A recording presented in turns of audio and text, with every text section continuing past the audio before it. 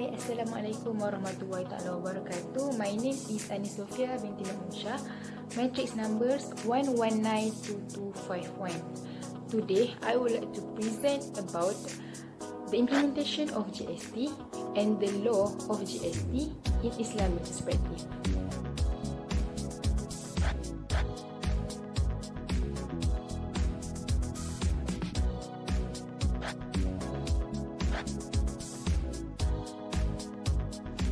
What is GST? GST is a consumption tax based on concept of value added, and it is collected on goods and services at every stage of production and distribution in the supply chain, including imported goods and services.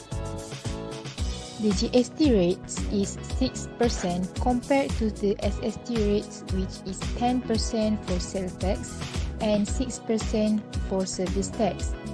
Not all goods and services will be taxed. For example, basic foods such as rice and flour. Second, basic service facilities such as health and education services. This is intended to ensure that the low-income group is not burdened with the implementation of GST. Regarding to the presentation of Budget 2015, which is held on October 2014, governments already stated what they offered if we implement GST in our country. So let's see why was GST introduced.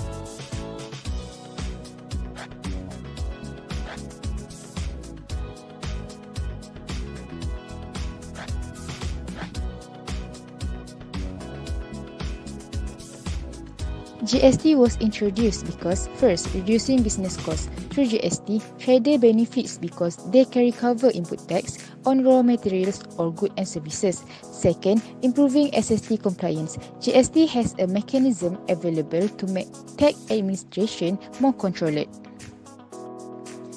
Third, reduce the bureaucracy. Now things are easier because there is no need to apply for exemption on raw materials. Fourth, provide GST equality by impose equally between businesses involved, whether at the manufacturing, wholesaler, retailer or in the service sector. Fifth, making prices more affordable for GST. Consumer will pay more reasonable prices for most goods and services under GST. Sixth, GST is a more transparent, effective, efficient and business-friendly taxation system. Despite the advantage that announced by government about implementation of GST, there is still some issues and problems that arise among society related to the implementation of GST.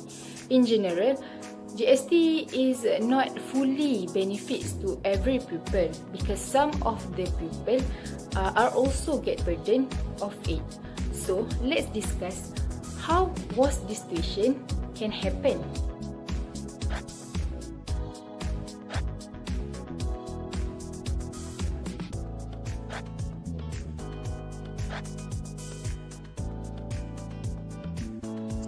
One of GST issues and problem is price of goods increasing rapidly. When we're talking about the economy, the effect of one change will still have an impact on others, which calls domino effect. This means that if no GST is imposed on any goods and services, then it will not prevent the goods or services from rising in price due to being surrounded by other goods and services subject to GST. In addition, many goods that have not been subjected to sales tax and service tax before will be subject to GST, and this will definitely increase the price of such goods. The next problem of GST is burden to poor. This is because GST is a kind of regressive tax. This type of tax will cause the low and middle income group to pay GST at a higher rate compared to the high income group. The low income group will be more affected than the high income group because their total income is low. Although the high income group will usually spend more and they will pay more taxes, we cannot deny the burden of GST to the low and the middle income group due to their limited income.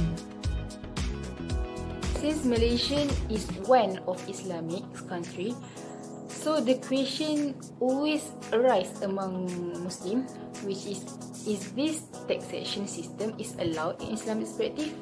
So let's discuss about it.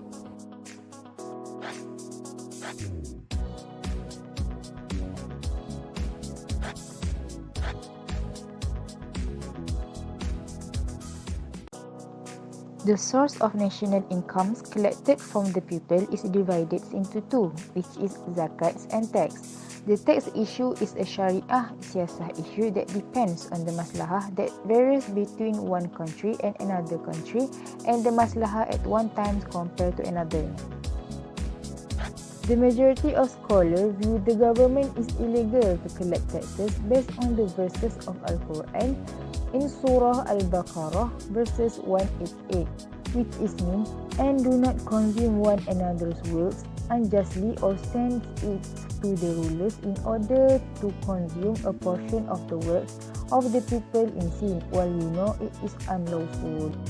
However, if government collect taxes to meet maslahah daruriyat and hajat of the people, such as to fulfill the social responsibilities and for the needs of jihad fisabilillah, then it is allowed.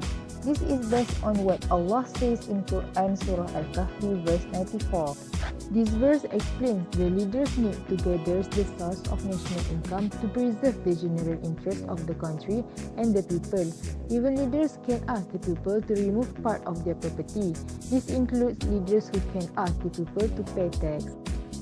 Based on Kaedah FIQH, Syariah wada'tu li masalih al-ibad wa dar'u al-mafasid anhum, Muzakarah view that when the government collects taxes from the people, there is a special harm that the people property will be reduced. However, if taxes are not collected, many public problems cannot be implemented by the government. Therefore, based on Kaedah Fiqhiyah, yutahammalu ad-dararu al-khas bi ajli daf'i dararil al-am, the government is allowed to collect taxes in order to meet the general maslahah. Muzakarah agreed to decide that Islam requires the government to collect the tax, such as GST, as long as there are needs and problems for the country and the people, and its implementation must be guided by Islamic parameters. In Maqasid Syariah, GST were categorized as protecting life, which is hifz an-nafs. GST was introduced to preserving social equity, security of life, good governance, reducing poverty, and social dignity. However, the GST introduced on 1st April 2015 has been successfully removed since September 2018 and replaced with SST.